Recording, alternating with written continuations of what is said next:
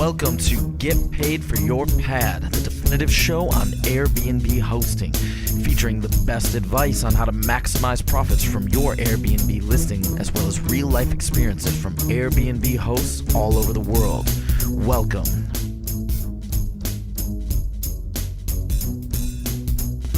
Get paid for your pad. Get paid for your pad.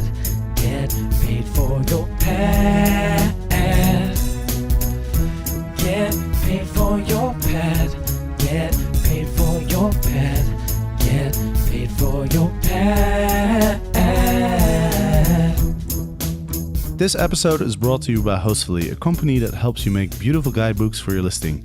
Make your own at hostfully.com/pad. And as a special for Get Paid for Your Pad listeners, you'll get a free guidebook consultation after you make your guidebook.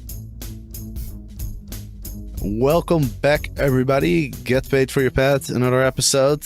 And today we're not talking to an Airbnb host. We're talking to a guest, a user of the Airbnb platform. Because I like to mix it up sometimes. I also think it's important to get the perspective of the Airbnb user, because in the end of the day, that's our customer.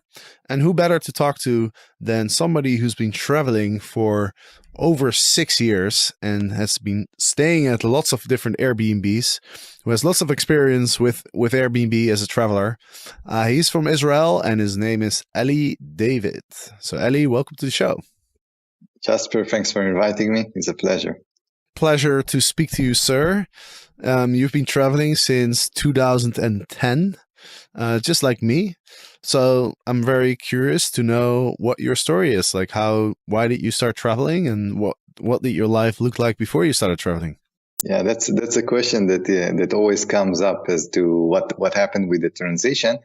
So I was actually an accountant before 2010, like the most boring style, normal template life there is. And I enjoyed it as well. But, sometimes when you stay in the same location for a long time, you get a little bit, with a little bit of thoughts of, am I spending my life in the right way or not? And so on and so on. And basically, I had a few attachments. Those are the things, that keep you in the same place, basically a relationship and a very solid career. And in 2009, I think I lost both of them in pretty much the same month. And both of them didn't really work out. I got fired. My relationship broke. And then I kind of figured out that I have a nice opportunity to do something different. And kind of make lemonade out of lemon. And then I told myself, okay, let's try something else. And, the internet has become such an amazing phenomenon that you can now work remotely. And I basically told myself, okay, let's try a different lifestyle that I wasn't sure I'm going to do it for a long time, but it's going for over 6 years already. And I'm what you can call a digital nomad. I'm traveling between locations. Usually I stay 2 months in one place and change to another place. And that means I've been living in the last 6 years in more than 30 countries, traveled to more than 60 and lived in more than 30. Very cool. So let's backtrack a little bit. So you lost your job, then your girlfriend ran away. It sounds like true love to me. It was, but it was a very interesting story, and all in the same month. That's where I understood that it was a good sign Was that a coincidence, or were the two related? Ooh, that's a good one. No, they were not related. They were not related at all, but the timing was all in the same place. But, I'm thinking about it like, I don't believe in coincidences. I'm thinking that when I had the two of them, the job and the girlfriend, I was always thinking that this is not really the life I wanted, in a way that I was kind of happy, satisfied with them. But I always told myself, you know what, if you would live your life like you really would want to live your life, this would not be your situation. And I think that in a way, when you think about it, things happen by themselves. When you actually know in the back of your mind that it should have been something else.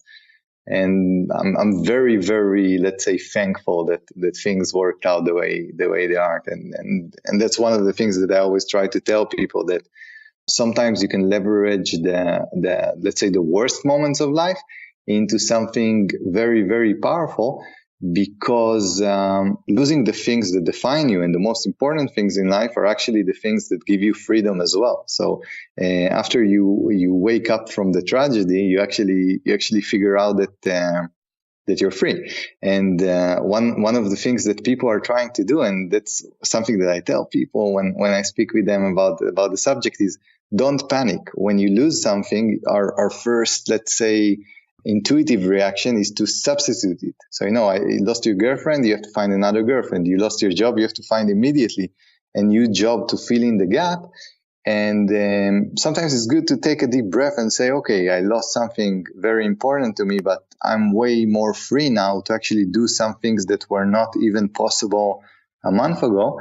And that's the interesting thing about loss. It's very painful, but in the same time, it gives you a lot of freedom in a way. Well, that was a very inspiring little paragraph. I completely agree with what you're saying. I think that, when we go through rough times, that's when we get pushed outside of the comfort zone. We think it's outside of the box, and that's where usually the best things in life usually come from those situations. Now that we talk about this subject, I may recommend a book by Ryan Holiday, which is called "The Obstacle Is the Way."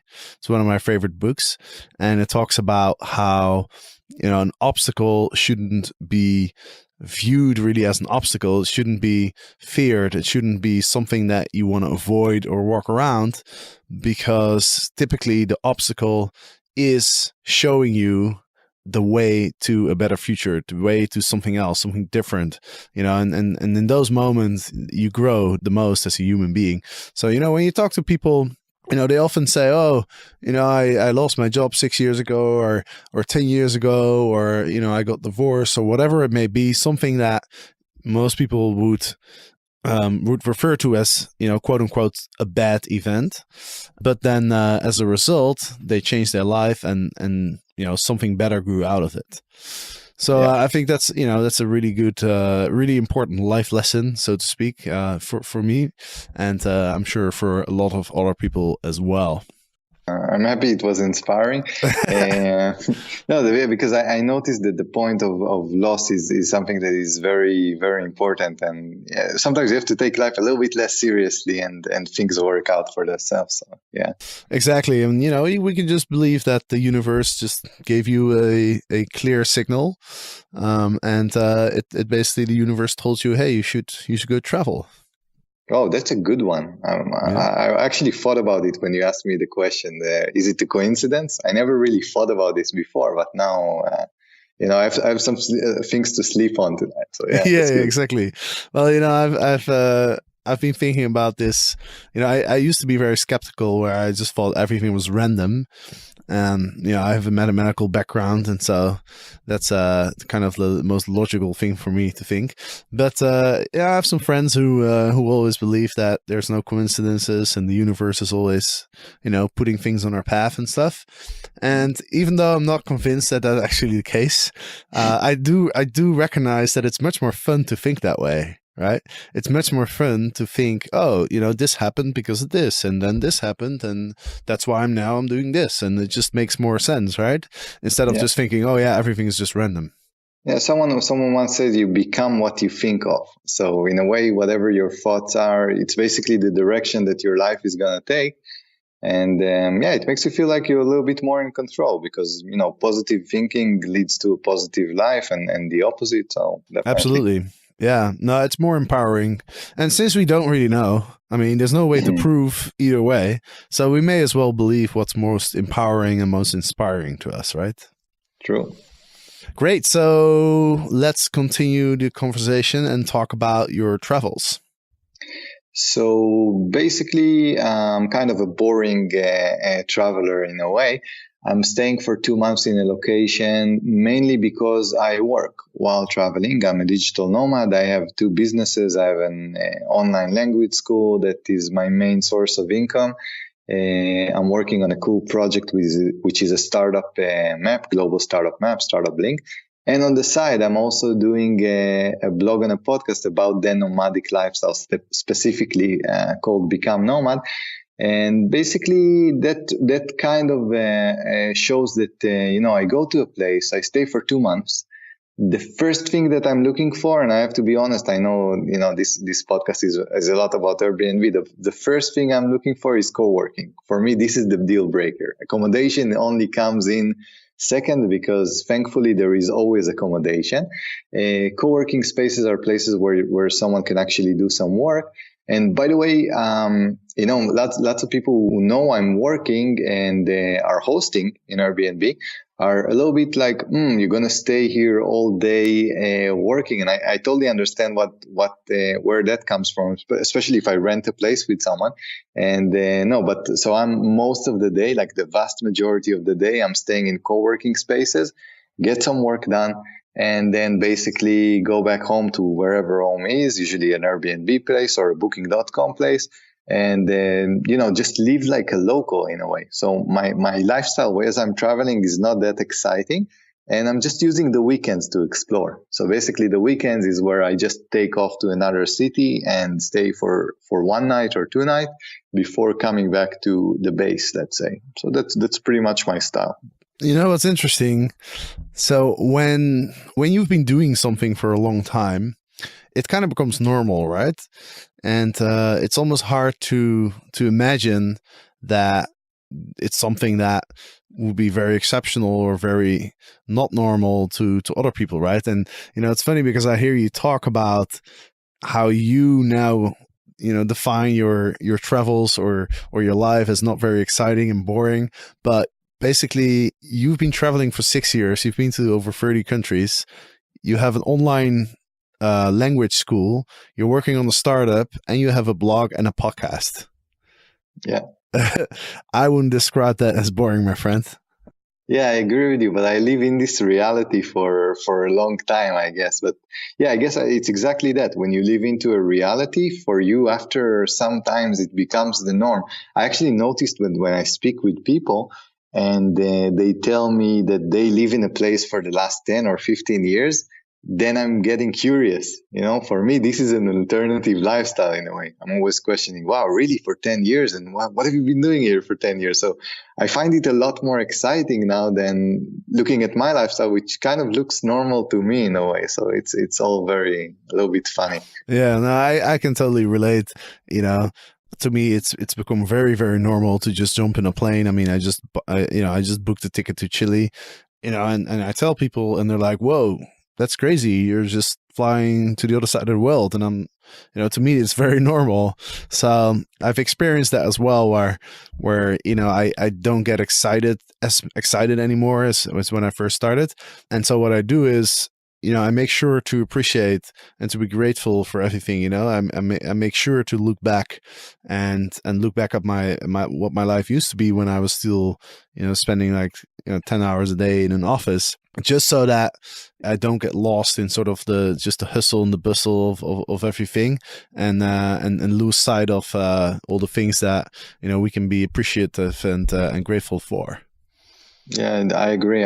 When I compare the happiness I have in the last 6 years to what it used to be when I was working in the big accounting companies, then there's been a huge, let's say, change. I'm way better.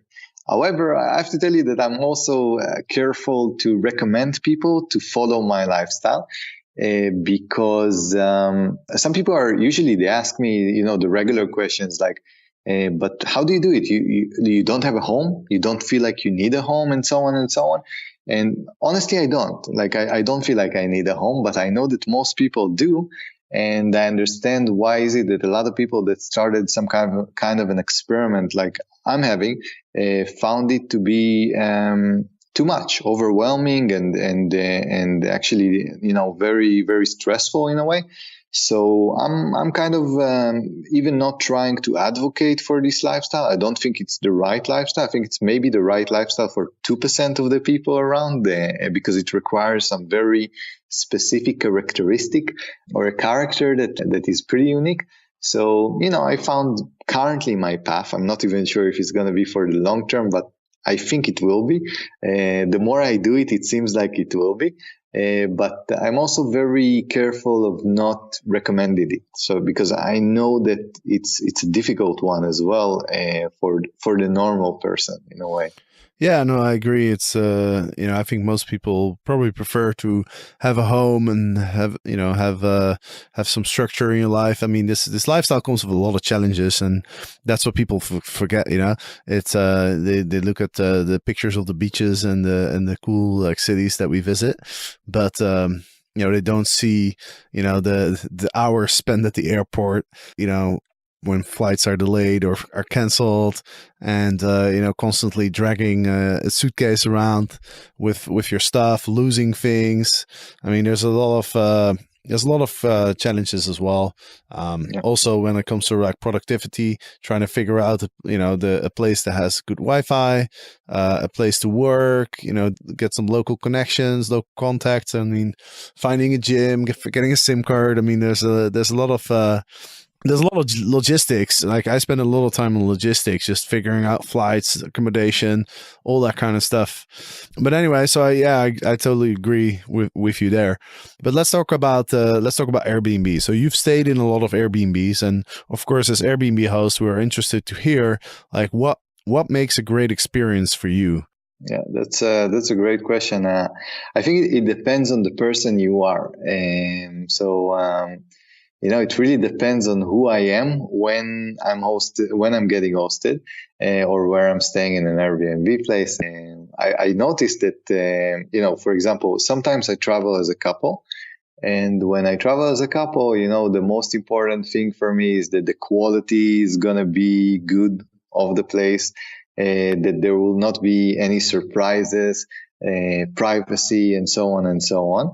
And then, maybe 2 months after, I can travel by myself. And when I travel by myself, I actually am interested more in the person from whom I'm renting. And I have to say that I stay long term. I usually stay on a budget, which means that I'm opting in to rent only a room when I travel alone.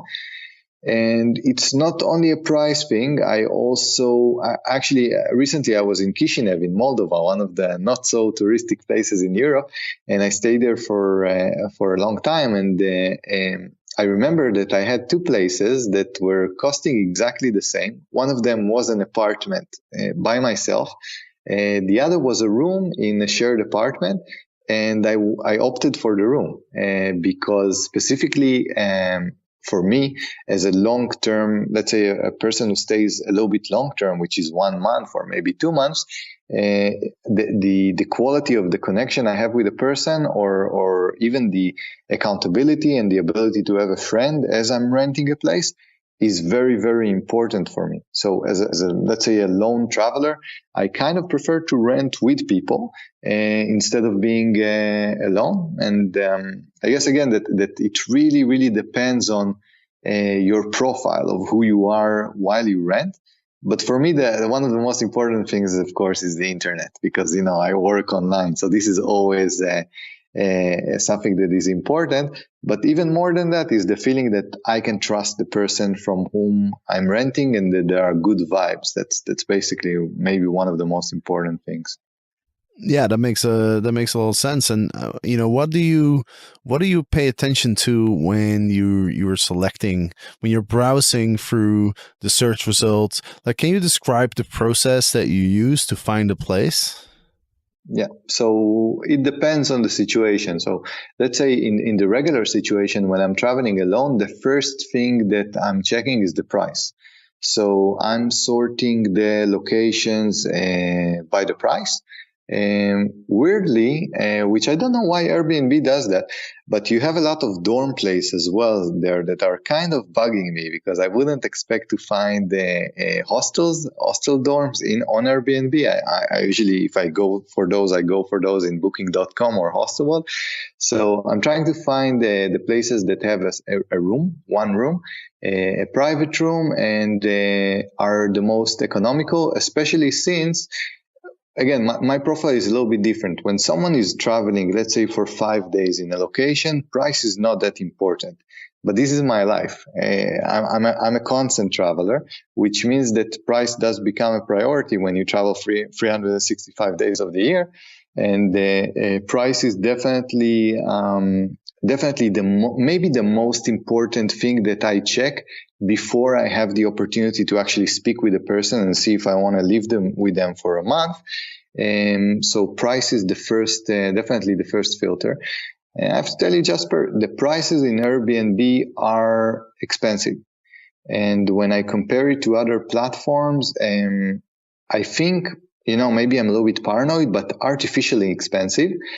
Because, I did a little bit of couch surfing as a host and also as a surfer, and over there it's free. So intuitively, I would say to myself, you know what, if I'm renting an Airbnb, it's going to be in the middle between the places in booking.com and couch surfing, which is free, some kind of a combination. And surprisingly, and this is something that disappoints me a little bit, when I use Airbnb, booking.com will always have a cheaper option. Which is intuitively not something I would guess, but that's the case basically. Yeah, no, I agree with you. Sometimes hotels are cheaper. Airbnbs aren't cheap everywhere. It really varies from country to country. I remember, for example, I was in Panama earlier this year, and I looked at Airbnbs, and then I looked at some hotel websites, and this one hotel website had a special deal where I could get for $50 per night, I could get like a 4-star hotel. But then when you book it, you're not sure exactly what hotel it's going to be. But, 4-star hotel is pretty good. And then I was looking at all the Airbnb options, and I couldn't find anything for that price, other than sharing a place with somebody. But at that point, I really wanted to have some privacy, and so my choice was between a $50 hotel room or like $100 apartment. Wow. And then it's like twice the price. So I mean, I stay in hotels sometimes. If it's a better option, then it's the better option. I think that when someone is starting out, staying in lowering the price as a strategy makes so much sense. First of all, you're going to receive more people. I do have to warn you that you're probably going to receive people with a story, and that could be a really interesting story, cool people like me. But in the same time, you might receive people with the story that are actually so on a budget that will be a little bit too much. I don't know, but I do see price as a filter, as some kind of a filter. But I definitely think that if you're starting out and if you feel like you want to book your place more, a good thing to do is to lower the price, and especially in the beginning. Now, you reminded me something else, Jasper. I have to admit also another thing. I currently, in the phase where I am, I will not book a place from someone that doesn't have reviews. This is actually, you remind me, this is even before the filter. The reviews are the first thing that I check, especially since I stay for 1 month, so I need to be sure that the person where I stay is cool. Especially if you're renting a place with someone, it becomes so much more important, the ability to know that someone else validated the person. So reviews are super important, and that's basically something that I would tell the host. Do whatever you can to get that first review, even if it's a losing thing, even if it's uncomfortable and someone is coming in a time that is not worthwhile, and so on, and the price is low. The review is very important, and I would invest in the first few reviews, and then you can increase the prices. Because if I have the choice between picking someone that has higher price but with reviews than no reviews and really low price, I know by definition that I'm not going to go for someone without reviews, just because they have not been in the game. They would be the most prone people to cancel on you, in the last minute, and so on and so on. So for me, I don't like a lot of bad surprises. So the reviews is a really good filter to show me that someone has the experience that I need. And I filter now. The first thing I see is if you don't have reviews, I'm simply not interested in a way. Right. And do you also look at the profile of the host? Because I imagine if you're spending a month with somebody, then I almost feel like it's the person who's hosting you becomes more important than the actual accommodation. Absolutely, yes. If I stay for a month, I never book directly without meeting the person before. So, because for me, it will be crazy. Imagine your life, if you book for 2 days, then everything is cool. Let's say you're stuck with someone that is not the most amazing and kind of makes faces when you walk around the home and so on and so on. That's okay. You're telling yourself, hey, I'm out in 2 days. But when you book for a month, for me, it doesn't matter what are the reviews and whatever, I will find ways to meet you.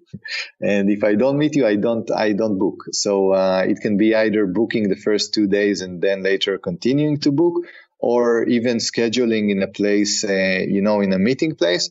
And it's less like recently. I'm a great believer that everyone should get their cut, and that means that it's less for me to avoid the commission. For me, it's very important to meet the person because the chemistry is really, really important. And if I stay for 1 month, it's critical for me to either book it only for 2 days before I commit to a long term, or meet the person in advance. So definitely, the chemistry is important. And I have to tell you, there are some occasions, I never had a bad experience in Airbnb. All the experience that I had were spot on amazing. Or let me correct myself. Some experiences were amazing and some experiences were average. And I don't want the average. If I'm already booking in Airbnb, and again, Airbnb is more expensive than other platforms. On average, when I look at what I spent on Airbnb in comparison to a private room on booking.com, I pay more on Airbnb. So for me, when I do Airbnb, I want the extra. I want someone that becomes a friend, in a way. And again, it has to do with the profile of the person who rents, because if I'm going to rent as a couple, I don't want the host to be my friend. I want them to give me good information and everything, and that's pretty much it. But if I'm traveling alone, the host is very important for me, and that's basically, like you said, sometimes it's more important than the apartment, because if you walk in a place and you feel welcome and you feel like the person who is with you is kind of happy that you're there, it gives you a good vibe. And if you don't, and you feel like you're someone that is, let's say, you're there because you paid and they need you to be there, but they would really, really prefer you wouldn't be there. I'm not that enthusiastic about being in this situation. And I actually, let me tell you an experience that I had, I think in Prague, that I rented a place from a couple, and they were friendly, but very, very cordial. Usually I go out, I have coffees with people and so on and so on. They were like super cordial. And I talked to the guy, and we were sitting in the kitchen one day, and he told me, it bugs me that we have to rent. I'm living with my wife. We're a young couple, and it bugs me that on our situation economically, we're in a situation that we can't live our life, and we have to keep on renting your room. And I totally see that, but I don't want to be in this situation. You know what I mean? Like, I don't want to be in a situation that it's only a financial transaction and nothing else. And the added value is very important for me. So, it's either, until now, it's been either amazing or good. And I'm opting for the amazing. I'm trying to find the amazing. Right. And so I think the lesson for the hosts who are listening is that, don't neglect your profile, right? Talk a lot about yourself, really make an effort to give the guest a chance to get to know you from your profile. You can put up obviously a picture, and you can put up some videos too. I'm not sure if a lot of people know this, but you can put up a video on your profile that then guests can watch. I know I put up a little video, but I've never had a guest actually comment on it, or I've never had any feedback from it. So I'm not sure if people actually watch it. Have you ever watched the video? No, I never watched the video. Basically, for me, I take a look at the profile, but for some reason, I'm not that interested. What I'm mostly interested in is in the reviews. because you can say about yourself whatever you want, but from the reviews, that's where I know if you're an amazing person, if you're an amazing host, or you're just cool to stay with. And I think that basically for me, the reviews have always been, let's say, the winner here. And that's something that maybe I can recommend to the host. If you had a really good experience with someone that stayed with you, send them an email after and kind of tell them, hey guys, can you leave a review for me? Because a good review that says, this person was so generous, I had so much fun with him or with her, is going to make a huge impact. And so I would work on the reviews. If I had to pick one ingredient out of the profile section, the reviews would be it. The reviews are the most important because you're right. It's more credible when someone else said something cool about you than when you say something cool about yourself. And, I just booked a place in Santiago, actually, in Chile. And, I definitely looked at the reviews. I remember I was looking at one place and it looked really great and it was not so expensive. But the average stars, it was only 3.5. And so, I looked through the reviews and some of them were okay. But then every, sort of 2 out of 5, 1 or 2 out of 5 reviews, it would either be the host canceled, or it would say something like, "Oh, we showed up and the host wasn't there, and we waited for like 3 hours," and I mean that's just a no-go. I'm definitely not booking a place if I'm not very, very sure that the host is gonna at least be there and at least take care of his basic, the most basic responsibilities. Definitely. So yeah, for me, it's the reviews and the number of people who stayed. Like I told you again, it's a little bit not so nice to disqualify new people that have no reviews, but simply I can't take the risk of you having your first Airbnb experience on me, because I know that in high probability those people are going to cancel on you. So again, I'm going back to the point of, if you're just starting out, do whatever you can to get the first person to stay, to have a little bit of experience, and the first review.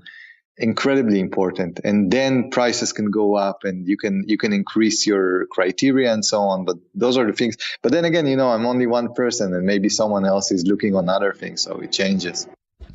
Right. Yeah. And, I think also it's important, like the first couple stays, like really go out of your way to create that 5-star experience, right? If you have to buy like a more expensive welcome gift, or if you have to spend a little bit of extra time to, make your guests a nice lunch or something, or take them out, whatever you need to do, you really want to have, the first couple reviews, they really need to be like 5-star reviews, right? Because, Nice. if you have like 10 or 12 5-star reviews, and a couple are like 4 stars, that's not a big deal, I don't think, because people understand that, not everyone is always going to leave a 5-star review. Some people think, 5 stars, that means perfect. Well, nothing is ever perfect, so I'll give you 4 stars, right? I mean, it's very subjective, the way that people think about these ratings, but definitely the first 2 or 3 is very helpful if they're 5 stars. And also, I would say that, it just comes to mind that another thing I look at if the host responds to the reviews as well, because that to me shows that that person is really on top of their listing, because it's a minority. I'd say fewer than 50% of the hosts consistently respond to reviews, and it just shows that they're very, very engaged. Totally agree. I would just say that maybe I do think that for someone who actually books places, if you create precedents, let's say for example, you make the person who stays with you breakfast every day, it might be a little bit complicated if you don't plan to do it for the next ones. I'll tell you why. Because if I see a review that says this person made breakfast for me every day, and let's say I arrive and there is no breakfast every day, although nothing said in the profile anything about breakfast, then I feel like maybe this person doesn't like me as much as he liked the other person. So I would be a little bit careful with, like, I wouldn't change the process for the first, let's say 2, I would give everyone the same treatment, but you know what I mean? Like, it's a little bit tricky, this thing about just being nice and being yourself and being super open and giving help is sometimes enough. So do know in advance that because I know a lot of people who are starting, they're so eager to please in a way that they're gonna go out of their way and they're gonna pick you, for example, from the airport and so on and so on. And then people expect that if they see it in the review. So that's just a word of warning in general from creating a precedent in a way. Yeah, that's a good point. I didn't think of that. So if you are going to do it, then I guess you should tell your guest that this is something special that you're doing, and that's not part of the, what you normally do. So that or just pick everyone from the airport. Yeah, or just give everybody that treatment. But then if you're going to do it consistently, then you really have to continue doing it, I guess, right? Yeah. All right, cool. What about pictures? Like, do you scroll through the pictures in the search results, or do you click, or do you make a selection of listings first and then you take a look at all the different pictures and stuff? What's your process? Yeah, I look at the pictures. I have to say that especially if you stay for long term, you do understand through the pictures some things about the person. Is he smiley or not smiley? Like you can kind of figure out the character by the let's say the expressions in a way. So for me, if you take a picture, smile, so people will understand that you're super friendly, but not a stupid smile, like you know what I mean. But the thing is, I take a look at the picture because it's intuition, and definitely something that, let's say that I would not book a place with someone that would have their picture as a logo or something like that. Although I think Airbnb probably forces you to put a profile picture, right? Yeah, well, yeah, you have to put a profile picture. I was actually referring to the pictures of the apartment, but now that we're talking about profile pictures, I do think it's mandatory to have a picture up there. But you can definitely do a logo. But obviously, a picture, a clear headshot with where you're smiling, I think is by far the best option for the profile picture.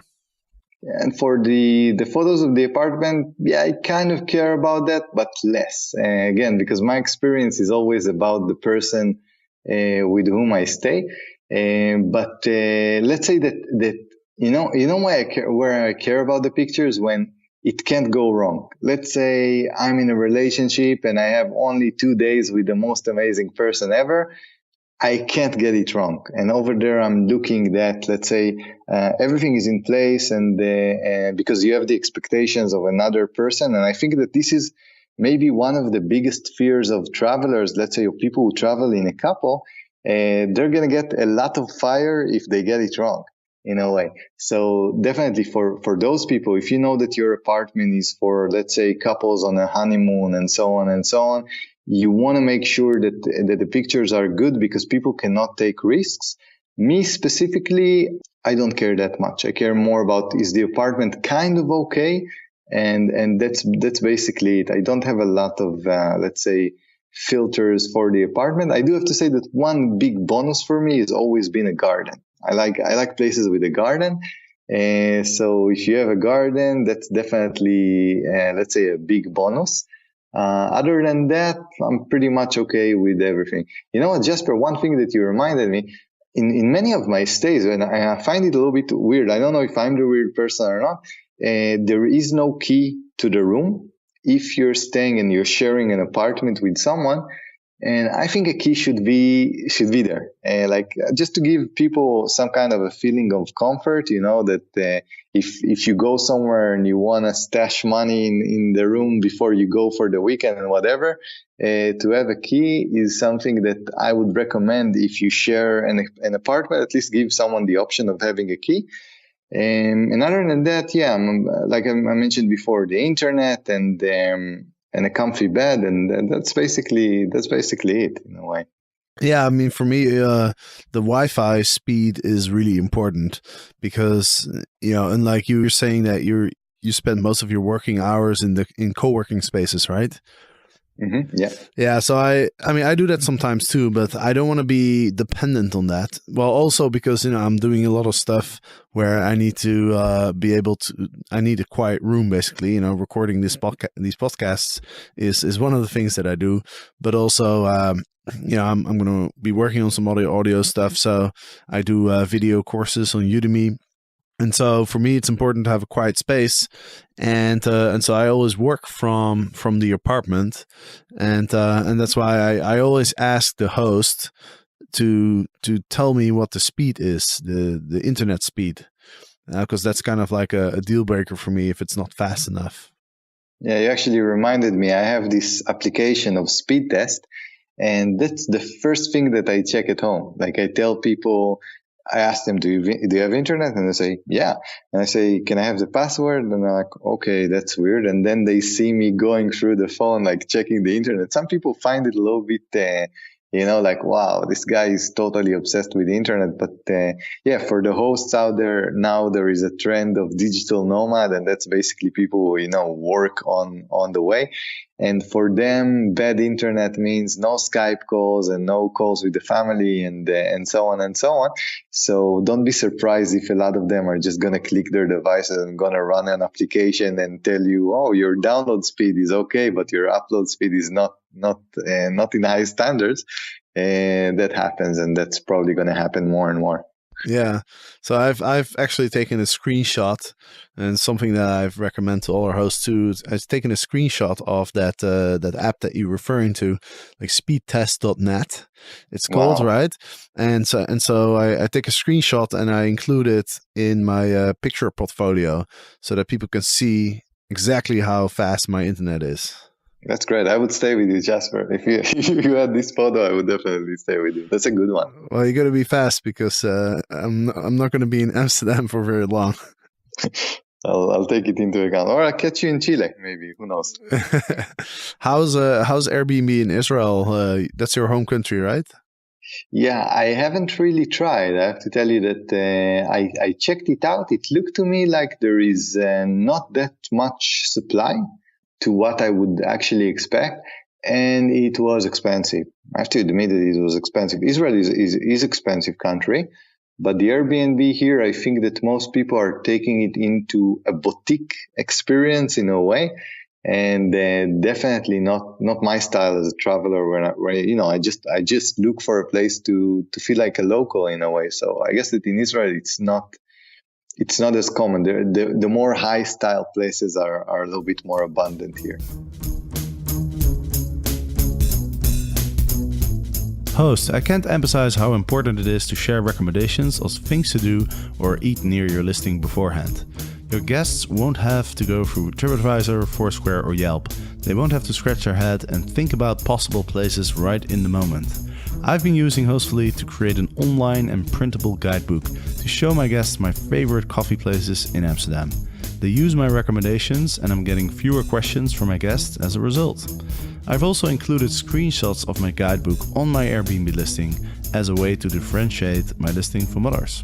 So make your own guidebook at hostfully.com/pad. So a different topic, but what do you think about the Airbnb experiences? I didn't have a chance to try it yet because in the last 3 months I've been in Israel. I just got here and I'm going to Spain next week. So this is something that I do want to try. I think it makes a lot of sense for Airbnb to expand to other realms. It makes sense to, and it was a move that everyone knew that they're going to try going after, TripAdvisor and all those guys. So I'm looking forward to checking it out. I know that, by the way, a related app is basically Couchsurfing. And they also had a lot of innovations recently with some kind of a hangout platform and so on. So all this innovation is quite exciting. But I still go on the classic thing of, just stay in a place. But looking forward to testing it in Spain. Yeah, because I imagine if you enjoy spending a lot of time with your host, then you'd probably also enjoy, instead of seeing the tourist highlights, you probably enjoy meeting other locals who organize tours. Yeah, definitely. That would be good. I usually do the free tours that you have them all over the place. And, wherever I go, that's one of the first thing I do, the city tour that is free. And yeah, I have to say that I use a lot the knowledge of my host that I kind of, going back to the topic before, I'm kind of expecting my host to give me the inside information as well, to prepare me to the city and kind of, I like the places that actually have the map ready for you with all the places marked and give you the tour. This is something that is super nice and is extremely considerate, to take a little bit of time and being some kind of a classic person that kind of tells you, you should do this, you should do this, I recommend this, and I recommend this. And some do it with such mastery that you're telling to yourself that they should be tour guides for sure. So yeah, Airbnb can go a lot of places. It's going to be super exciting to see, like, how can they stretch, let's say, the experience. And those free tours that you're talking about, like where do you find those? You just Google, basically, let's say you're in Bucharest, you do free tour Bucharest, and then you're going to have the first result is probably going to be a free tour. And now this model is extremely popular all over the world. I think that really in most of the cities of the world, they have about 2 days. Usually, sometimes if it's a big city, they're going to have a free 3 or 4 of them a day. And they're free. And in the end, you kind of decide if you feel like tipping the person who gave the tour. It's also a nice experience and allows you to meet other people as you do the tour. So paying for tours, especially within a city, is not something that I would do. Not with the abundance of the free tours. I recently figured out that they also have another model, which is basically when they give you the tour in the city, they show you the best places to eat, which are basically places that are being sponsored in a way. That's another way, but it's nice and it's free, and those guys have a lot of experience. So I definitely recommend, just Googling it and finding it in each city. That's funny. That reminds me of the famous tuk-tuk scam in Bangkok. I remember the first time I was in Bangkok, they have these tuk-tuks. They're like little, somewhere in the middle between like a motorbike and a car, I guess. And, these guys are surprisingly, they're usually more expensive than the taxis, but it's a much cooler experience to drive a tuk-tuk through the center of Bangkok. But then in some areas, the tuk-tuk drivers, they basically offer you the rides for free. And then, if you take one of those rides, then soon enough you'll find out why, because they'll literally just drop you off at like a jewelry store or like a tailor store, and then they try to get you to buy some jewelry or, buy a suit. They come up with all this nonsense. Like they say, oh, today is government day. So that means you don't have to pay tax on jewelry. And it's like 20% cheaper than in Europe. And so you can just buy some and then you can sell it in Europe and you just make money. And, they have all these stories that they tell you to try and get you to buy something, because then they get a commission, and that apparently that pays more than charging you for the ride. Nice. Yeah, maybe taking things for free is usually not a good idea. The free tours are. That's one exception, I guess. But yeah, you should be careful although I have to tell you also, Jasper, Airbnb, the way I see it, Airbnb has an older sister, which is Couchsurfing, and Couchsurfing is based on the free experience. And usually it works out really, really well. But, if I have to make the distinction between Airbnb and Couchsurfing does have some bad experiences. Airbnb doesn't. And that exactly goes to the point that you mentioned before. As I mentioned, it's either good or amazing. It's never bad. Because there is a money transaction and nobody's using anyone else and so on and so on. In Couchsurfing, you might have bad experience based on this dependence. And that's why people, when they ask me, Eli, why don't you do Couchsurfing? I tell them, no, I prefer to pay. If it's free, it might be problematic. It might put me in a position that I'm not so happy about, or feeling that I owe someone something and so on and so on. And, I'm too old for that. I rather have a transaction. So generally in life, I totally agree that it's better to pay. I totally agree. All right, Eli, we've been talking for a while. Thank you so much for joining us today. And for those who want to check out your website, it's becomenomad.com. Is that correct? Yes, exactly. You pronounce it well, becomenomad.com. And yeah, it's been a pleasure. Once again, I really thank you for inviting me. And I think it's great that you also give a voice to, let's say, the other side of the coin, the people who are actually staying in places, because that gives you a lot of inside information as a host as to what you should do and what you should think about. That's exactly right. So thanks again. And for all the listeners, thank you very much. And next week we'll be back with another episode. So see you then. Bye-bye. Airbnb hosts in the US who want to maximize their profit, pay attention, because Everbooked can help you do this. Everbooked provides nightly optimized pricing, a comparison tool that shows you where your competition is at, and a market reports tool that gives you the bigger picture and tells you where the best places are to invest. Sign up now for Everbooked and use code GPFYP to get the first 3 months for free. Get paid for your pad. Get paid for your pad. Get paid for your pad. Get paid for your pad.